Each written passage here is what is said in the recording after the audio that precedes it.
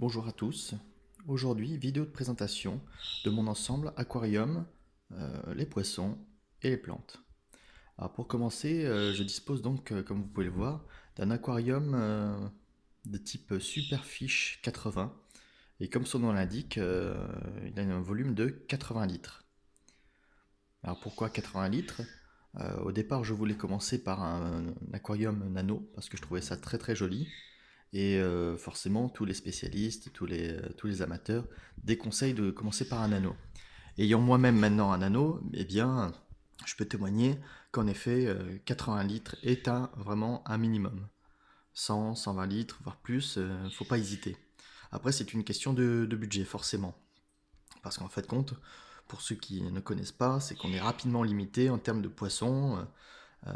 Par exemple, X tel poisson a besoin d'un volume minimum d'eau de X litres. Et donc, du coup, on est rapidement limité. Donc, du coup, avec 80 litres, bon, je trouve quand même, pour commencer, c'est quand même pas mal du tout. Même si on a forcément l'envie eh bien d'évoluer assez rapidement. Donc, pour commencer, je vous présente tout simplement l'aquarium. Vous voyez qu'il a la particularité d'être euh, plus en hauteur qu'en largeur finalement, ce qui est assez peu courant. On privilégie souvent des aquariums en longueur, mais franchement, à part le fait que quand on doit faire des interventions dans le fond, il faille mettre parfois tout le bras entier, à part ça, ça reste quand même très élégant. Vous voyez qu'il a une armature plastique sur les côtés, comme ceci, avec un système d'éclairage LED très pratique, avec un éclairage bleu, deux niveaux, et puis un éclairage à 4 niveaux. Voilà. Il faut savoir que quand on remet à fond, l'éclairage revient à 100% très progressivement pour éviter les variations de lumière intempestifs. Et l'éclairage bleu en plus apporte quand même un petit cachet supplémentaire.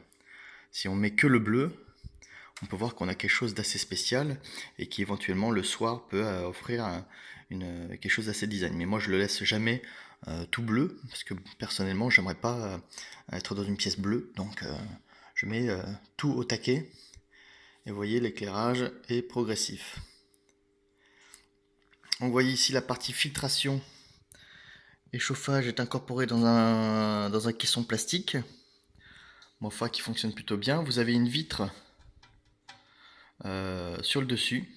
Donc là, l'inconvénient, c'est que vous ne pouvez pas d'emblée mettre de distributeur automatique. Hein, à moins de faire percer ou de mettre une plaque de plexi à la place avec un trou, même cette partie-là gêne pour mettre un distributeur automatique. Bon, on peut se débrouiller, mais de prime abord, euh, c'est plus compliqué.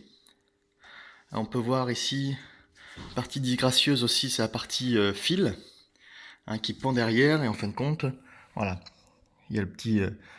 Certes, l'aquarium a un côté designed, mais il y a quelques petits détails qui sont pas peaufinés.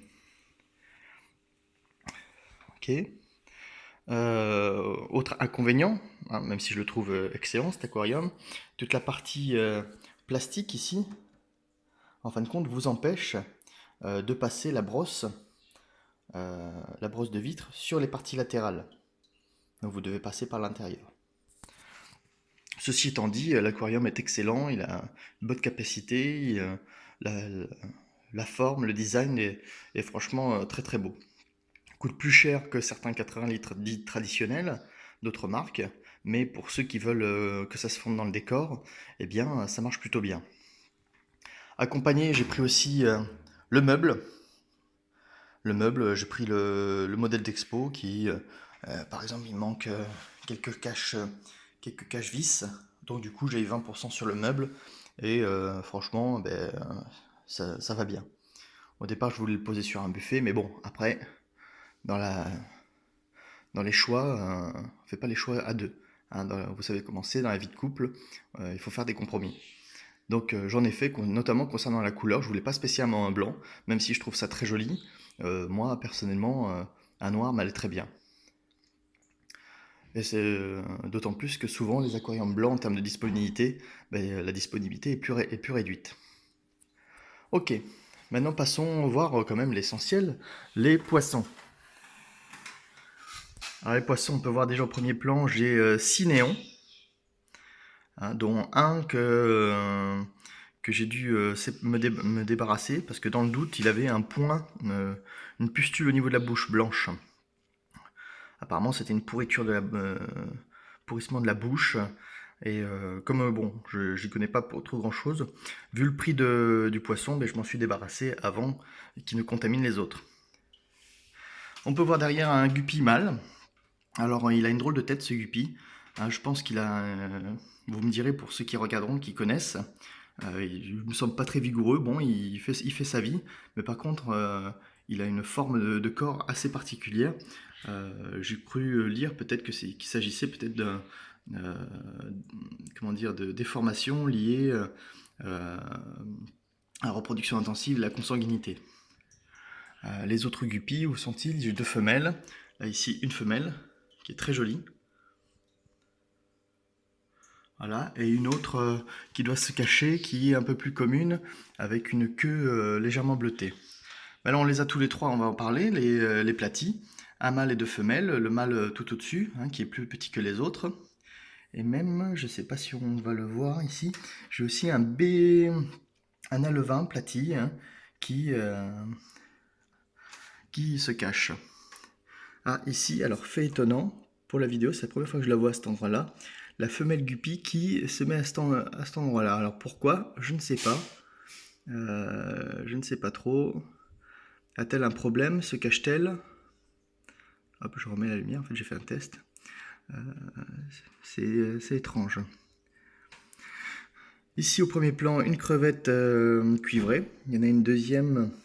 Où se trouve-t-elle? Eh bien, elle est juste là. Il faut savoir qu'au début, elles ont tendance à se cacher. J'en avais d'abord pris une au départ toute seule, et dès le lendemain, je la retrouvais plus. Alors j'avais lu sur les forums que des fois, elles pouvaient sortir de l'aquarium ou muer, se cacher. Mais en fin de compte, donc du coup, je suis allé voir le vendeur en disant voilà, je la retrouve plus. Je pense qu'elle a dû quitter l'aquarium. Il m'en a redonné une autre, et finalement, l'autre est ressortie assez rapidement. Donc du coup, j'en ai deux pour le prix d'une. Ici, des Corydoras. Je commençais par un Corydoras tout seul. Et puis finalement, vu qu'il a quand même pas mal de boulot, eh bien, je lui ai rajouté quelques camarades, à savoir, il y en a du coup 4. Ici, premier plan, un fantôme noir.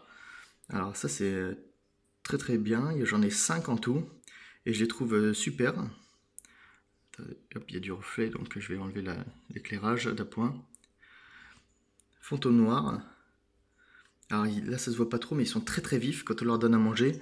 Enfin, ils sont vachement sympas. On dit que c'est des poissons de banc, mais en fin de compte, dans l'aquarium, ils se séparent de manière assez systématique. Là, on voit qu'il y en a un autre. Voilà. Qu'a-t-on d'autre? Ah, tiens, pour ceux qui veulent, voilà le petit alevin. Alors, je ne sais pas, est-ce que c'est un alevin qui a été porté par mes femelles platies et qui a été expulsé? Ce dont je doute, parce que normalement, c'est par une vingtaine d'alevins, d'après ce que j'ai pu comprendre. À moins que la sélection naturelle ait fait comment dire, ait fait son affaire, et que j'ai affaire qu'au seul survivant. Mais en tout cas, bon, maintenant, au début, il se cachait beaucoup pour éviter de se faire manger par le gourami. Et puis maintenant, il sort de manière assez naturelle. Et puis il commence à bien grandir. Les gouramis, parlons-en, le mâle en haut, hein, avec ses strictes caractéristiques orange, et la femelle. Je suis très content de ce couple de gouramis. Ils sont très très beaux. Voilà, il n'y a rien à dire. C'est un poisson qui est très calme, qui occupe tout l'espace de l'aquarium, qui est très beau, qui embête pas les autres, malgré sa taille. Et franchement, c'est un bonheur de les avoir, hein. Et puis cette couleur bleue est absolument magnifique. J'ai vu qu'il y en avait aussi des miels, donc jaunes, voire rouges.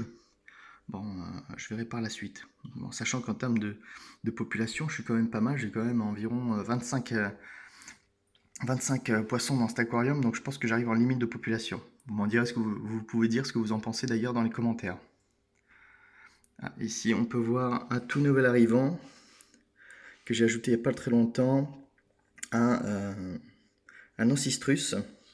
Alors c'est le deuxième ancistrus, je ne sais pas si on voit le premier. Alors là, c'est un ancistrus albinos, donc qui est de couleur blanc jaunâtre. Et l'autre est un peu plus traditionnel. Je ne le vois pas actuellement, il doit être caché dans la racine de mangrove. En citrus noir avec des points jaunes, l'autre. Donc là, un poisson nettoyeur. Qu'a-t-on d'autre à notre niveau? Alors là, je ne sais pas si on va les voir aussi, parce qu'ils ont élu domicile dans un coin très particulier. Voilà, ici, là, vous voyez, j'essaie de le choper. Ah, là, il bouge, il me rend service un petit peu. Des silures de verre, très très jolies, parce qu'en fait, compte, leur corps est transparent et on voit entièrement leur squelette et leurs organes. Bon, ceci étant dit, ils sont très jolis, mais par contre, ils sont très timides. Ils restent, ils sont 3 ou 4. Ils restent tous ensemble au même endroit et ils sortent uniquement pour manger. Donc finalement, ce sera à refaire. Peut-être que je les reprendrai pas, malgré que j'apprécie de les voir, parce qu'ils restent assez planqués assez rapidement. Ils bougent pas beaucoup.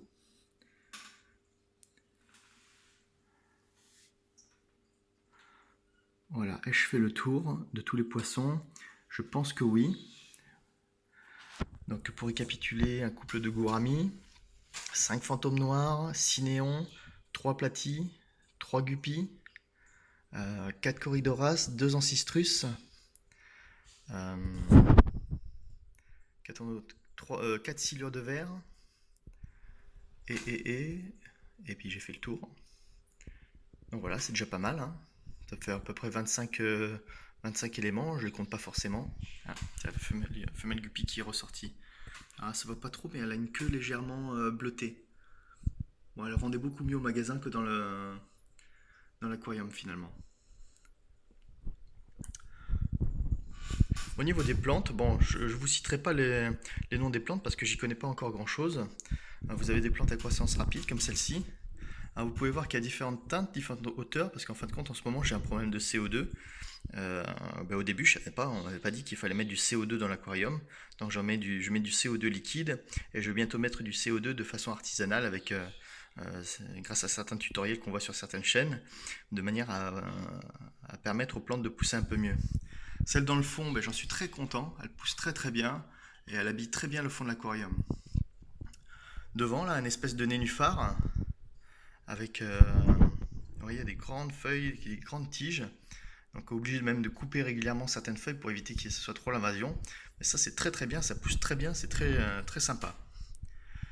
Au fond, bon, une plante assez classique qu'on retrouve assez fréquemment, qui a eu pas mal de mal à pousser, dont la croissance s'est arrêtée, je pense surtout à cause du manque de CO2. Et donc du coup là, depuis que j'ai repris à mettre de l'engrais et du CO2, vous voyez qu'il y a quelques nouvelles pousses qui se sont mises en œuvre, donc ça va un petit peu mieux. À savoir que j'ai coupé une branche et j'ai essayé de l'implanter dans le fond de l'aquarium, je sais pas si on va le voir. Voilà. Et là, elle pousse plutôt bien. Donc une bonne reprise. Et là, une devant, une touffe, plante basse, encore une fois, pardon pour les noms, je ne connais pas trop, et qui a du mal quand même à prospérer. Elle a été déracinée aussi pas mal par les corydoras qui fouillent énormément le fond, et elle a du mal quand même à s'enraciner. Donc je ne sais pas si ça se voit bien sur la vidéo, mais il y a pas mal de petites feuilles qui sont moitié vertes, moitié pourries, donc je sais pas trop ce que ça va donner. Si ça galère un peu plus, je l'enlèverai. Voilà. J'ai mis entre autres une racine de mangrove. Alors, une racine de mangrove au départ, on va essayer de faire la mise au point parce que là c'est relou. La racine de mangrove qui fait bien son effet, hein. Les poissons apprécient beaucoup. Et en substrat, j'ai choisi du terreau classique, hein, qui fait à la fois substrat et terreau. Et ma foi, ça fonctionne assez bien et je trouve l'ensemble assez cohérent finalement. Donc je sais pas ce que vous en pensez, hein, vous pouvez donner un petit avis et me dire ce que vous pensez de cet aquarium, qui est un premier coup d'essai finalement. Depuis que je l'ai, pas trop de problèmes, à part peut-être une eau, un GH un peu élevé. J'ai réussi à baisser le KH, le GH reste encore un peu élevé malgré le renouvellement d'eau et puis le renouvellement d'eau avec de l'eau osmosée. Et un manque de CO2. Mais sinon, mis à part ça, ça fonctionne très bien, les poissons sont en excellente santé, et puis c'est cool quoi. Voilà. Donc je m'arrête là pour le moment, et puis je vous donne rendez-vous pour d'autres vidéos de présentation. et je vous dis à bientôt. Si vous avez aimé cette vidéo, n'hésitez pas à mettre un pouce bleu, à me laisser un commentaire, voire à vous abonner à la chaîne parce qu'il y aura d'autres vidéos qui vont venir par la suite. Allez, ciao!